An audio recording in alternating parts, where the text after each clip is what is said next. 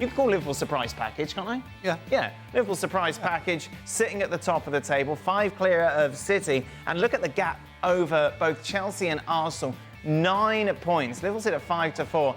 Arsenal sitting at 13-4. The interesting thing, of course, many of us thought that this was the season for Arsenal. We thought they might be able to make that breakthrough and make the jump from second to first. As it stands, obviously, they're sitting fourth, a long way adrift of Liverpool. They went to Stamford Bridge. They got the draw yesterday. But yet again, you feel, Nathan, when you want Arsenal to step up and really prove that they are a proper title contender and go to Stamford Bridge and put on a show, they fell short.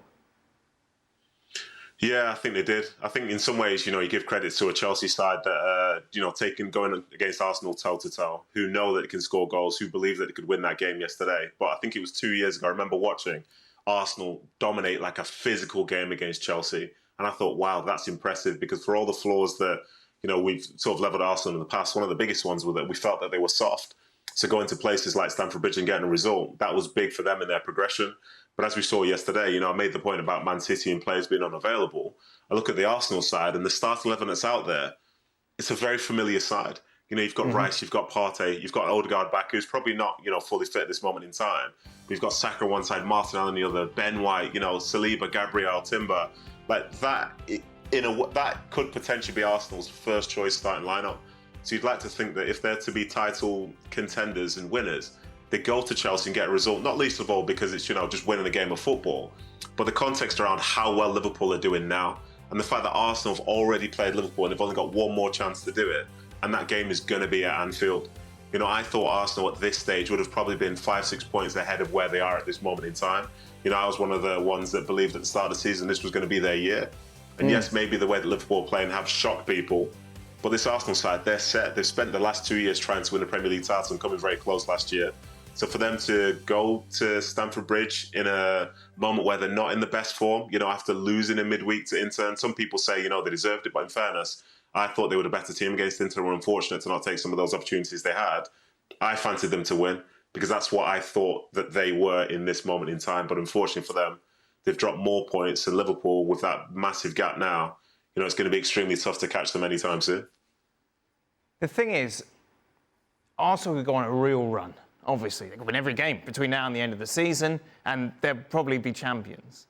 But there just is a feeling that they can't put that run together. Is that fair? Yeah, that spark is missing that they've had previously. And what is it? Why is it missing? It's form. Listen, you can go through their side.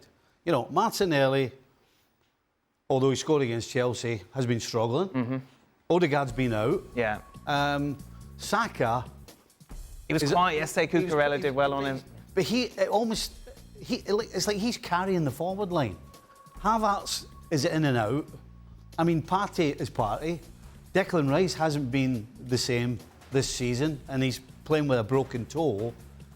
They've had suspensions, they've had injuries defensively. I mean, so everything seems to be going against Arsenal. And the biggest thing is form. There's no spark.